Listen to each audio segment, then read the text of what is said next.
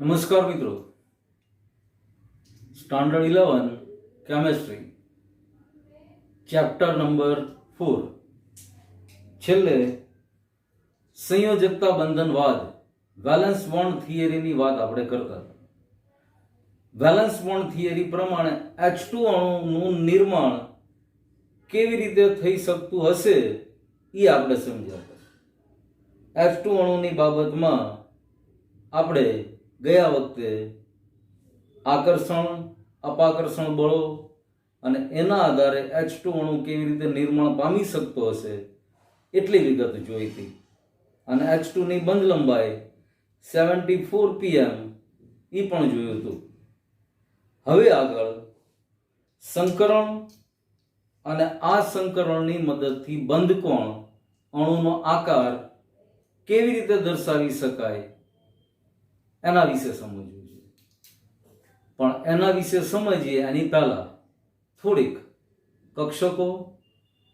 કક્ષકોનું સંમિશ્રણ, sigma બંધ, પાઈ બંધ એના વિશે પહેલા થોડુંક સમજવું છે. પછી સંકરણના પ્રકારો, સંકરણનું મહત્વ એ બધું પછી આપણે જોશું. પણ પહેલા S અને P બે કક્ષકો વિશે આપણે સમજવું છે. આ બે કક્ષકો વિશે સમજીએ એની પહેલા જોવો છે કાર્બન પરમાણુ ક્રમાંક 6. હવે ઇલેક્ટ્રોન રચના કાર્બનની જો તો 1s2 2s2 2p2 આ કાર્બનની ઇલેક્ટ્રોન રચના થઈ. આ કાર્બનની ઇલેક્ટ્રોન રચના પ્રમાણે બે ઇલેક્ટ્રોન s કક્ષકમાં 1s કક્ષકમાં, બે ઇલેક્ટ્રોન 2s કક્ષકમાં અને બે ઇલેક્ટ્રોન 2p કક્ષકમાં ગોઠવાયેલા છે. મતલબ s કક્ષક અને p કક્ષક આની અંદર કાર્બનના ઇલેક્ટ્રોન રહેલા છે. હવે આ s કક્ષક અને p કક્ષક વિશે થોડીક આપણે માહિતી પહેલા મેળવશું, પછી આમાં આગળ વધીશું.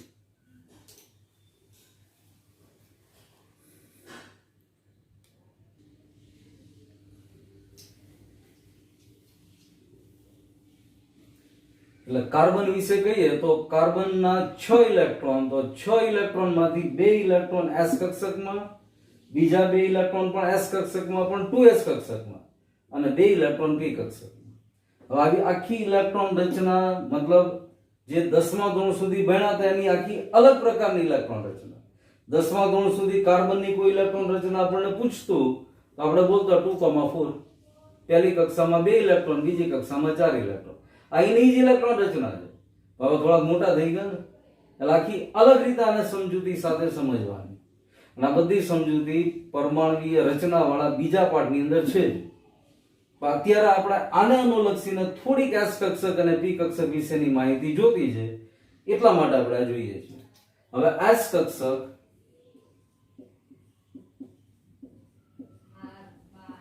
ગોળાકાર છે અને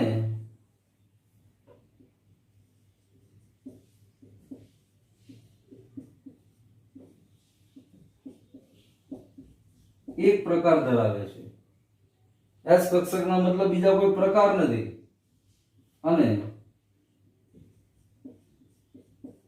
મહત્તમ બે ઇલેક્ટ્રોન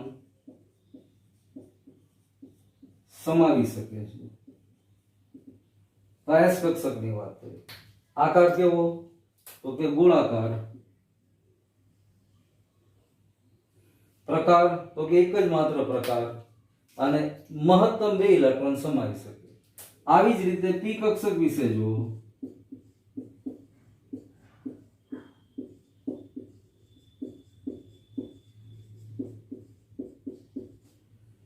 તો p કક્ષક ડમ્બેલ્સ આકારની હોય છે. પેલું ડમ્બેલ્સ કદાચ એનાથી એક્સરસાઇઝ પણ કરી હશે અથવા જોયું હશે. તો ડમ્બેલ આકાર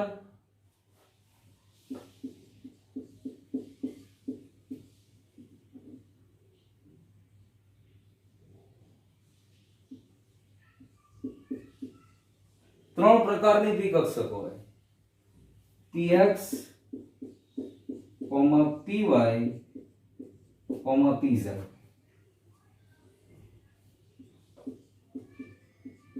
કુલ મહત્તમ 6 ઇલેક્ટ્રોન સમાવી શકે, પરંતુ px py pz એમ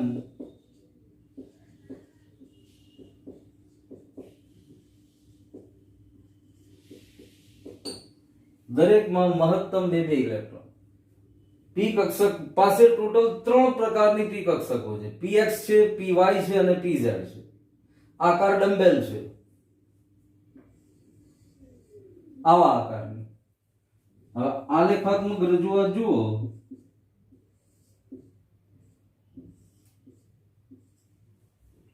તો આ x અક્ષ, y z, તો x અક્ષ ઉપર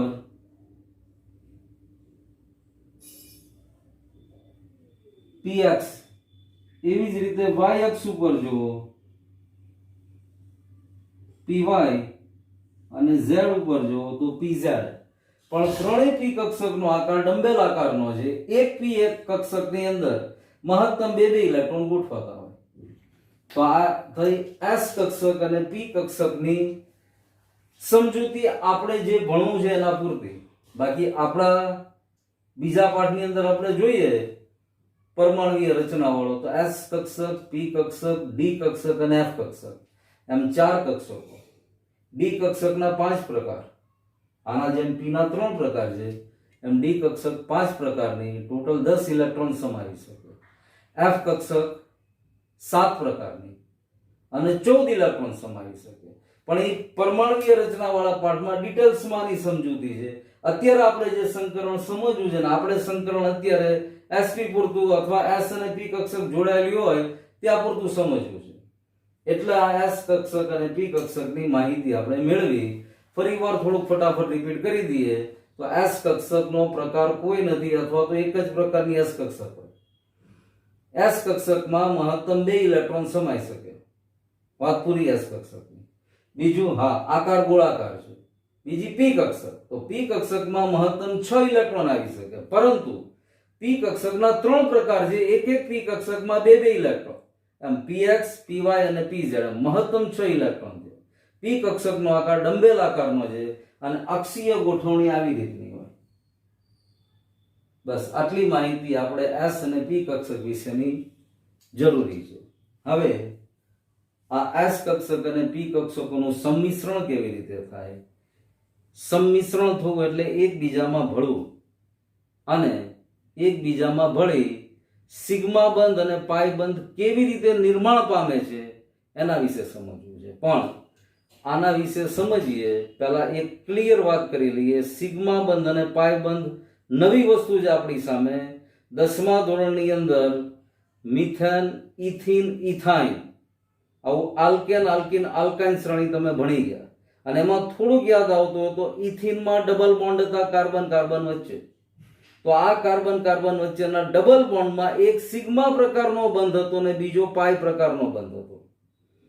બીજો અણુ જુઓ આલ્કાઇન શ્રેણીનો ઇથાઇન, તો ઇથાઇનમાં કાર્બન કાર્બન વચ્ચે ટ્રિપલ બોન્ડ હતા. તો આ ટ્રિપલ બોન્ડની અંદર કાર્બન કાર્બન વચ્ચેનો પહેલો એક બંધ સિગ્મા બંધ હતો અને બાકીના બંને બંધ પાઈ બંધ હતા. તો આ સિગ્મા બંધ અને પાઈ બંધ વિશે થોડીક માહિતી આપણે મેળવીએ છીએ.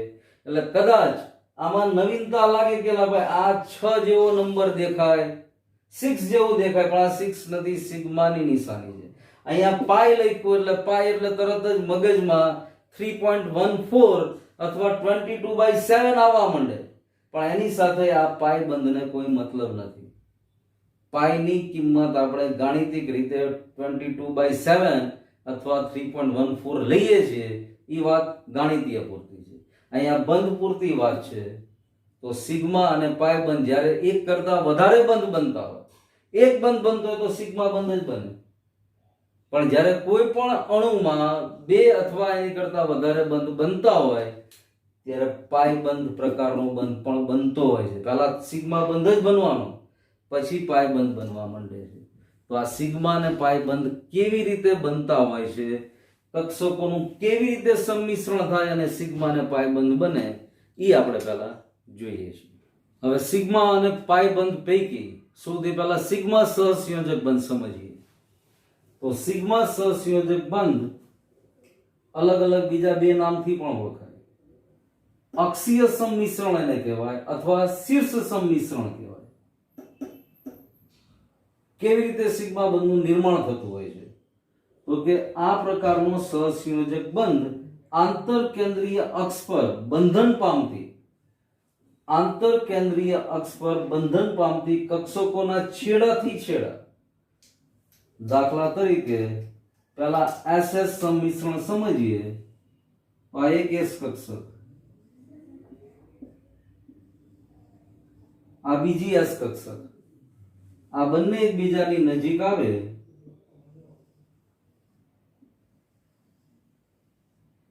તો આ સંમિશ્રણ થયું.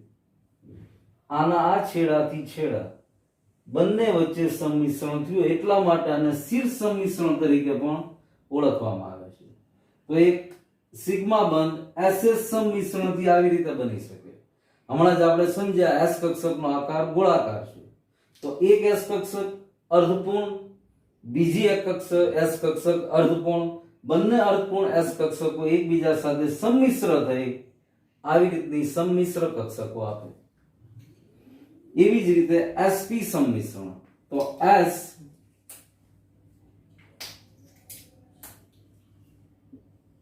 કક્ષક હવે એની સાથે P કક્ષકનું સંમિશ્રણ પણ આંતરકેન્દ્રીય. આ P કક્ષક ડંબેલ આકારની. હવે આને બરાબર જુઓ તો આ અર્ધપૂર્ણ S કક્ષક અને એની સાથે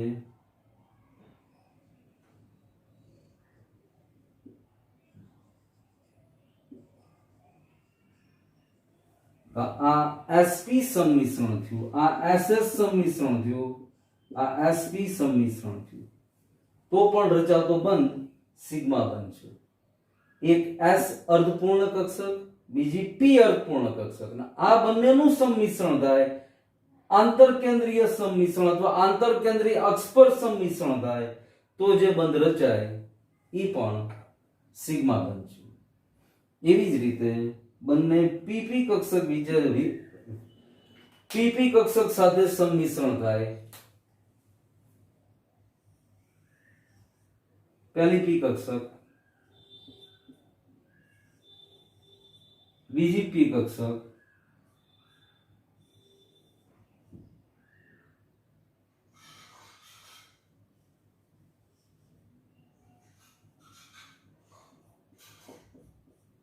અહીંયા P કક્ષક સાથે સંમિશ્રણ થયું તો આવો બંધ પણ રચાય. ઈ પણ સિગ્મા પ્રકારનો જ બંધ છે. સિગ્મા બંધ સામાન્ય રીતે પાઈ બંધ કરતા વધારે પ્રબળતા અથવા મજબૂતાઈ ધરાવે છે, કારણ કે આંતરકેન્દ્રીય અક્ષ પર બંધન પામે છે કક્ષકો, અને આ બંધન પ્રબળ હોય, પ્રબળતાથી એકબીજા સાથે જોડાયેલ હોય. હમણાં પાઈ બંધ સમજશું આની પછી, એટલે ખ્યાલ આવશે કે પાઈ બંધ આના કરતા શા માટે ઓછો પ્રબળ છે અથવા નિર્બળ છે, અને આ શા માટે પ્રબળ બની જાય છે. પણ ફરીવાર સિગ્મા બંધ કેવી રીતે નિર્માણ પામતો હોય? તો કે આ સહસંયોજક બંધ આંતરકેન્દ્રીય અક્ષ પર બંધન પામતી કક્ષકોના છેડાથી છેડા, S કક્ષકનો અહીંયા છેડો, બીજો S કક્ષકનો છેડો, S કક્ષકનો છેડો, P કક્ષકનું શીર્ષ અથવા છેડો, શીર્ષ છેડાથી જોડાય અથવા શીર્ષથી જોડાય એમ પણ કહી શકાય. એટલા માટે આને શીર્ષ સંમિશ્રણ પણ કહેવામાં આવે છે.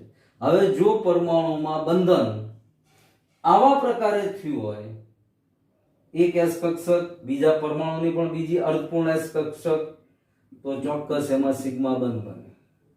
હવે એક પરમાણુની એક S કક્ષક છે અર્ધપૂર્ણ અને બીજી P કક્ષક અર્ધપૂર્ણ છે, અને એ બંને એકબીજાની સાથે જોડાણી તો SP સંમિશ્રણ કહેવાય. આવી રીતે સિગ્મા બંધ બનતો હોય છે. હવે સિગ્મા બંધ પછી પાઈ બોન્ડ. હવે સિગ્મા બંધ પછી પાઈ બોન્ડ. પાઈ બંધમાં જો તો સૌથી પહેલા તો ઓલામાં સિગ્મા બંધમાં આંતરકેન્દ્રીય અક્ષ ઉપર જ સિગ્મા બંધ રચાઈ જાય અથવા એમાં જ કક્ષકોનું સંમિશ્રણ થઈ જતું. જ્યારે અહીંયા સંમિશ્રણ અક્ષ એકબીજાને સમાંતર રહે તેવી રીતે સંમિશ્રણ પામે છે કક્ષકો. ઉપરાંત આંતરકેન્દ્રીય અક્ષને લંબ હોય છે. ઓલામાં આંતરકેન્દ્રીય અક્ષ ઉપર જ સંમિશ્રણ થતું હતું કક્ષકોનું, એટલા માટે કક્ષકોનું સંમિશ્રણ પ્રબળ રીતે થાય. વધારે પ્રમાણમાં કક્ષકો સંમિશ્ર થાય એટલા માટે સિગ્મા બંધ હંમેશા પાઈ બંધ કરતા વધારે પ્રબળ હોય છે. ફરી એકવાર પાઈ બંધમાં શું થાય છે તો કે અક્ષો એકબીજાને સમાંતર રહે તેવી રીતે કક્ષકો સંમિશ્ર થાય છે અને આંતરકેન્દ્રીય અક્ષને લંબ હોય છે. બીજું, અહીં આ પ્રમાણે રચાતી કક્ષકો પરમાણુના તલની ઉપર અને નીચે બે ભારિત વાદળો જે રકાબી જેવા આકારના જોવા મળ્યા છે, જાણવા મળ્યા છે. સ્પેક્ટ્રોફોટોમીટર આમ નામ સીધી નજરે ન દેખાય, ખબર ન પડે. મિથેન નાણુની હમણાં વાત કરશું આપણે કે ભાઈ મિથેન નાણુમાં કેવું સંકરણ થાય, એના અણુનો આકાર કેવો છે. હવે મિથેન ખુદ સામાન્ય તાપમાને વાયુ સ્વરૂપે છે.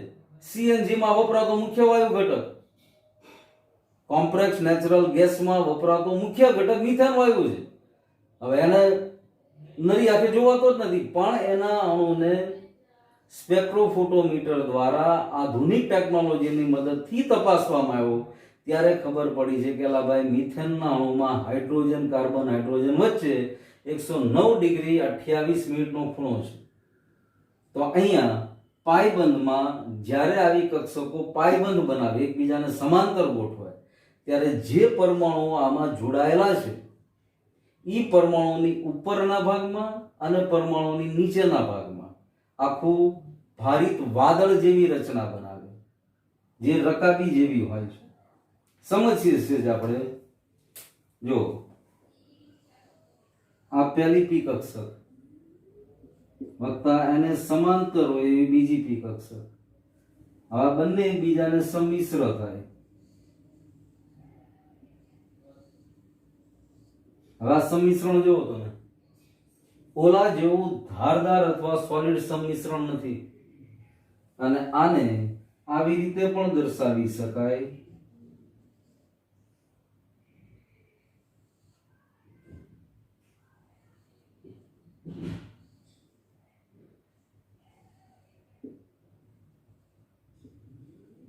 આજે રકાબી જેવા ભારિત વાદળની વાત છે એ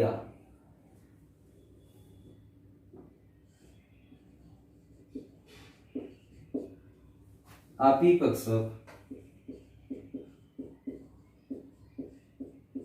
આ પણ પી કક્ષક.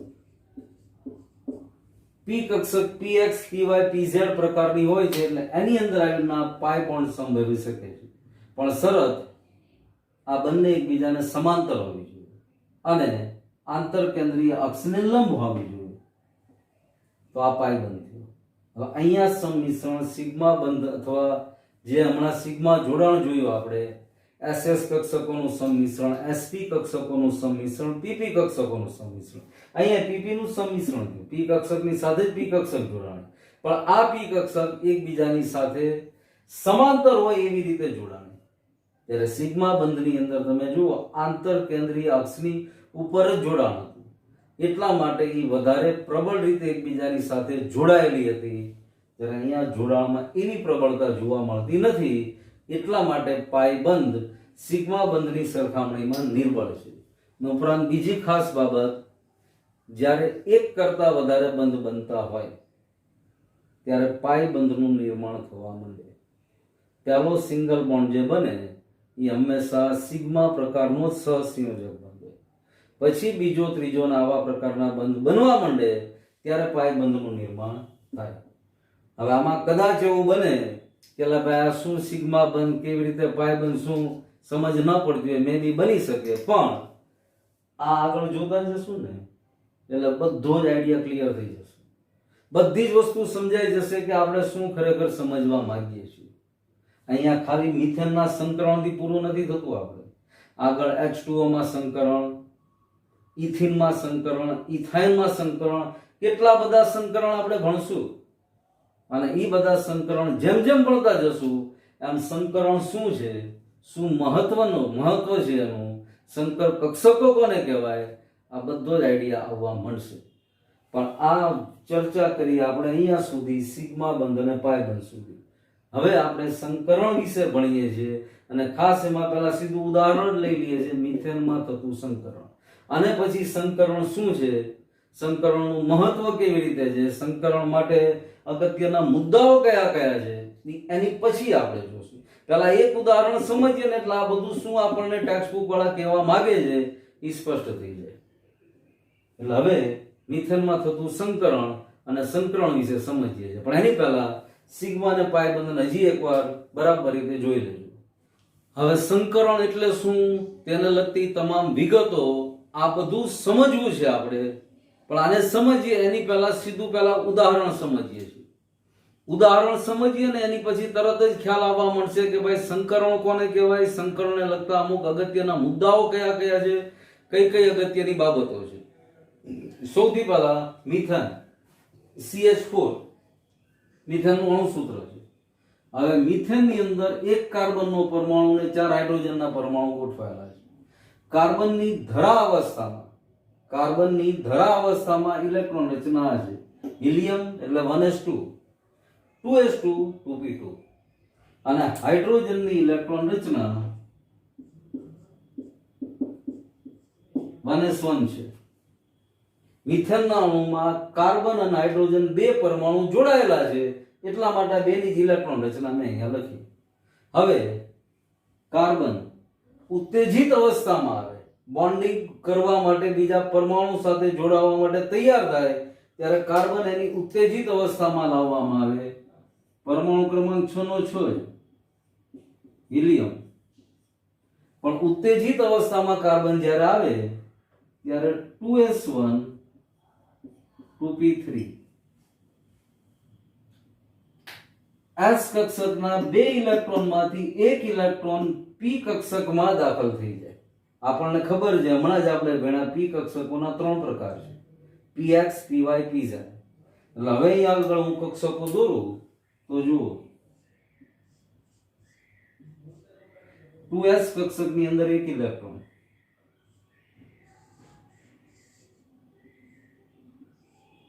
p કક્ષકોના 3 પ્રકાર, px માં એક ઇલેક્ટ્રોન, py માં એક ઇલેક્ટ્રોન અને pz માં એક electron. px py pz total 6 electron, બે હિલિયમના, એટલે હિલિયમ જેવા. હવે અહીંયા કાર્બન પાસે 4 અર્ધપૂર્ણ કક્ષકો તૈયાર થઈ ગઈ. યાદ કરો સિગ્મા અને પાય બોન્ડ, વારે વારે આપણે શબ્દ બોલતા હતા અર્ધપૂર્ણ કક્ષક, અર્ધપૂર્ણ કક્ષક. અહીંયા કાર્બનની 4 કક્ષકો અર્ધપૂર્ણ છે. હવે આની જેટલી શક્તિ ધરાવતી s કક્ષક કોની, હાઇડ્રોજનની. હાઇડ્રોજન પાસે એક જ ઇલેક્ટ્રોન છે અને આપણને ખબર છે s કક્ષકમાં મહત્તમ 2 ઇલેક્ટ્રોન સમાઈ શકે, તો હાઇડ્રોજનની પણ એક s કક્ષક અર્ધપૂર્ણ જ છે. એટલે અહીંયા આગળ હાઇડ્રોજન પોતાનો એક ઇલેક્ટ્રોન લઈને આવે.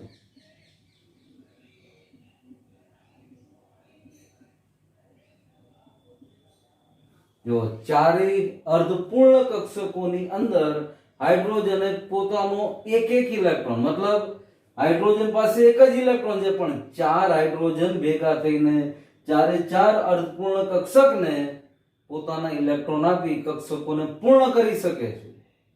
અને પરિણામે તમે જુઓ તો અહીંયા 4 કાર્બનની કક્ષકો પૂર્ણ કક્ષકો બની ગઈ અને પરિણામે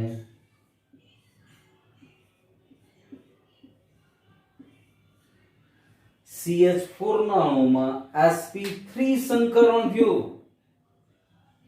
કારણ તો કે એક s કક્ષક અને 3 p કક્ષકો CH4 ના નિર્માણ માટે જવાબદાર બની. એટલા માટે મિથેનના અણુમાં sp3 સંકરણ થાય છે. આને sp3 વાંચવાનું છે, sp ની ઉપર 3 ઘાત આવું નથી વાંચવાનું. લખાય છે આવી રીતે, મેથેમેટિકલી ભાષામાં જો p નો ક્યુબ જ દેખાય, પણ અહીંયા રસાયણ વિજ્ઞાનની ભાષામાં, કેમિસ્ટ્રીની ભાષામાં અને sp3 વચાય. આ મિથેનના અણુમાં sp3 સંકરણ થયું. એટલે આ સંકરણનો સાદો ખ્યાલ અથવા સમજ થઈ કે ભાઈ સંકરણ શું છે. સંકરણ શું છે મેં હમણાં જ કીધું એમ ઉદાહરણ બરાબર સમજ્યા પછી એક એક મુદ્દો ફટાફટ ગળે ઉતરશે કે ભાઈ સંકરણની ખાસિયત શું છે, સંકરણની અગત્યતા શું છે, સંકરણમાં કયા કયા મુદ્દાઓનો ખ્યાલ હોવો જોઈએ. પણ સૌથી પહેલા જો મિથેનના અણુમાં sp3 સંકરણ થાય છે. કારણ તો કે મિથેનના અણુમાં મધ્યસ્થ પરમાણુ કાર્બન છે. આ કાર્બનની એક s કક્ષક અને આ કાર્બનની 3 p કક્ષકો જોડાયેલી છે, જેમાં s કક્ષકનું 25% યોગદાન અને p કક્ષકોનું 75% યોગદાન. તો આ મિથેનના અણુનું સંકરણ થયું. અને જ્યારે sp3 પ્રકારનું સંકરણ થતું હોય છે ત્યારે સામાન્ય રીતે બંધકોણ 109 ડિગ્રી 28 મિનિટનો બને. એટલે મિથેનનો અણુ તમે જુઓ તો carbon, hydrogen, hydrogen, hydrogen, hydrogen. આમાં બરાબર જો તો કાર્બનની એક s કક્ષક અને હાઇડ્રોજનની પણ એક s કક્ષક, પછી કાર્બનની 3 p કક્ષક આવી જાય છે.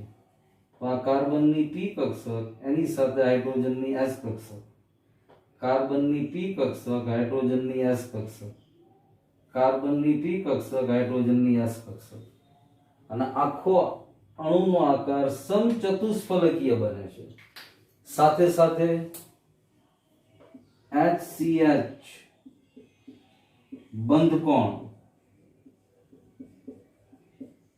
109 ડિગ્રી 28 મિનિટ અથવા એપ્રોક્સિમેટ બોલવું હોય તો 109.5 ડિગ્રીનો બને છે. અને આ પ્રાયોગિક રીતે સિદ્ધ થઈ ગયેલી બાબત છે. ઘણા આધુનિક સાધનો શોધાઈ ગયા જે આવા અણુના આકાર નક્કી કરવા માટે સહાયભૂત બને છે. તો આ મિથેનના અણુમાં થયું સંકરણ sp3. મિથેનના અણુનો આકાર સમચતુષ્ફલકીય અને મિથેનમાં જોવા મળતો હાઇડ્રોજન કાર્બન હાઇડ્રોજન વચ્ચેનો બંધકોણ 109 ડિગ્રી અને 28 મિનિટનો મેળવ્યો. આ વસ્તુ લુઈસના સિદ્ધાંત વડે કે VSEPR સિદ્ધાંત વડે સમજાવી શકાતી નહોતી. આ જેમ જેમ આગળ ભણતા જઈએ ને એમ પાછલું વધારે મગજમાં કસવાનું, તરત જ કમ્પેરિઝન કરવાની કે ભાઈ CH4 અણુના આકારને આપણે દોરી શકતા હતા લુઈસ પ્રમાણે, બિંદુઓ બનાવીને, ટપકા બનાવીને, પણ એની ભૂમિતિ, એનો બંધકોણ, એ માહિતી પ્રાપ્ય નહોતી બનતી. એ આ સંકરણની મદદથી પ્રાપ્ય બને છે. હવે આટલું સમજ્યા પછી સંકરણ શું છે, સંકરણની કઈ કઈ ખાસિયતો, આ બધું જ સમજમાં આવી જાય અને સમજાઈ જાય. પણ એ બધું જ આ પીરિયડમાં નથી આપણે ભણવું, કારણ કે હવે ખરેખર સંકરણ વિશે આપણે ભણવાનું છે. સંકરણ કઈ કઈ કક્ષકો વચ્ચે થાય, કઈ શરતોનું પાલન થાય ત્યારે સંકરણ થાય, સંકરણથી અણુની ભૂમિતિ કેવી રીતે નક્કી થઈ શકે છે, એ બધું જ સમજવાનું છે. એની માટે ઓછામાં ઓછા બીજા 2-3 ઉદાહરણો સમજશું. પણ હવે ઉદાહરણ સમજીએ એની પહેલા સંકરણ વિશેની બધી વિગત સમજશું. પણ એ સમજશું આની પછીના પીરિયડમાં. આ પીરિયડની અંદર હજી એકવાર મિથેનનું સંકરણ બરાબર સમજો. મિથેનમાં કેન્દ્રસ્થ પરમાણુ કાર્બન છે. કાર્બનની ધરા અવસ્થામાં ઇલેક્ટ્રોન રચના આ છે. ઉત્તેજિત અવસ્થામાં કાર્બનની ઇલેક્ટ્રોન રચના આ થઈ જાય છે. અને ઉત્તેજિત અવસ્થામાં જ હંમેશા બોન્ડિંગ થાય. અહીંયા સ્ટાર કરું, સ્ટારનો મતલબ ઉત્તેજિત અવસ્થા સમજવાનું, બીજું કશું જ નહીં. અહીંયા સ્ટારનો બીજો કોઈ મતલબ નથી. આ ઉત્તેજિત અવસ્થા વાળો કાર્બન છે. અને પરિણામે 4 અર્ધપૂર્ણ કક્ષકો કાર્બન પાસે તૈયાર થઈ ગઈ. હવે આ 4 અર્ધપૂર્ણ કક્ષકોમાં હાઇડ્રોજન પોતપોતાનો એક એક ઇલેક્ટ્રોન લાવે અને બંધન બનતું જાય. હવે અહીંયા આગળ sp સંમિશ્રણ થયું, અહીંયા ps સંમિશ્રણ થયું. પણ આ સંમિશ્રણ હમણાં જ આપણે ભણ્યા સિગ્મા ને પાઈ બંધ, તો આ ટોટલી સંમિશ્રણ સિગ્મા પ્રકારનું થયું. એટલે મિથેનના અણુમાં કાર્બન હાઇડ્રોજન વચ્ચે એક સિગ્મા બંધ, કાર્બન હાઇડ્રોજન વચ્ચે બીજો સિગ્મા બંધ, કાર્બન હાઇડ્રોજન વચ્ચે ત્રીજો સિગ્મા બંધ, કાર્બન હાઇડ્રોજન વચ્ચે ચોથો સિગ્મા બંધ. એમ કાર્બન હાઇડ્રોજન વચ્ચેનો એક એક બંધ. આને દ્વિબંધ, ત્રિબંધ કે ચતુર્બંધની હારે સરખામણી ન કરતા. કાર્બનના હાઇડ્રોજન વચ્ચે સિંગલ બોન્ડ જ છે, પણ 4 સિગ્મા બંધ બન્યા. તો આ મિથેનના અણુની વાત થઈ. હવે આની પછી આપણે સંકરણ વિશે ડિટેલમાં જોઈશું, અને ઈ ડિટેલ ભણ્યા પછી બીજા ઉદાહરણો એમોનિયા, H2O વગેરે જોશું. અહીંયા બીજી એક ખાસિયત પણ માર્ક કરજો. જે મધ્યસ્થ પરમાણુ છે, મતલબ કેન્દ્રસ્થ પરમાણુ કાર્બન, એની પાસે અબંધકારક ઇલેક્ટ્રોન યુગ્મની એક પણ પેર બચી નથી. જોઈ લો, આ હિલિયમ એટલે નિષ્ક્રિય વાયુ જેવી રચના, એટલે આ ક્યારેય બંધમાં ભાગ લેવાના નથી ઇલેક્ટ્રોન. એની સિવાય તમે જુઓ, હવે કોઈ પણ ઇલેક્ટ્રોન એની પાસે બચ્યા નથી. એટલે કાર્બન પાસે અથવા CH4 માં રહેલા કાર્બન પાસે એક પણ અબંધકારક ઇલેક્ટ્રોન યુગ્મની જોડ નથી. હવે પછીના જે અણુઓ ભણશું એમાં એવું પણ આવશે, ત્યારે આને ખાસ યાદ કરાવીશું કે યાદ કરો મિથેનનો અણુ. બસ આજે પણ સરસ નવી નવી વસ્તુઓ ભણતા ગયા આપણે. નાની પહેલાના પીરિયડમાં તમને કીધું હતું કે જેટલો ઇન્ટરેસ્ટ આમાં લેશો એટલી ખૂબ મજા આવશે. સાયન્સનો મતલબ જ ઇન્ટરેસ્ટ છે. વિડીયો ગેમ રમવાની કે મોબાઈલની અંદર ગેમ રમવાની કેવી મજા આવે, તો આની કરતા મોટી ગેમ છે. બસ આમાં મજા આવી, કામ થઈ ગયું. એટલે આજે એસ અને પી કક્ષકો વિશેની સામાન્ય સમજ જે આપણે જરૂર હતી એટલી જ, બાકીની બીજા પાઠમાં ઘણી બધી સમજ છે.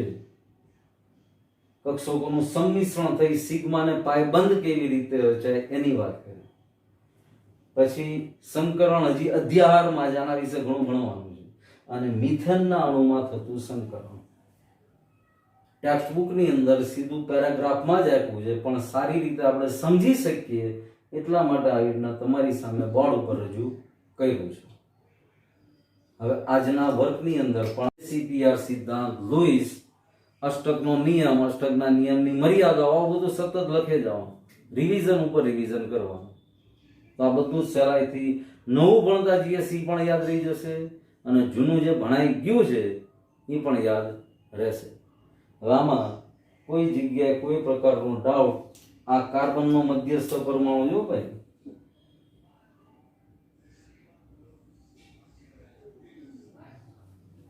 કોઈ પણ પ્રકારનો ડાઉટ કે ડિફિકલ્ટી હોય ચોક્કસ ફોન કરી શકો છો. Thank you.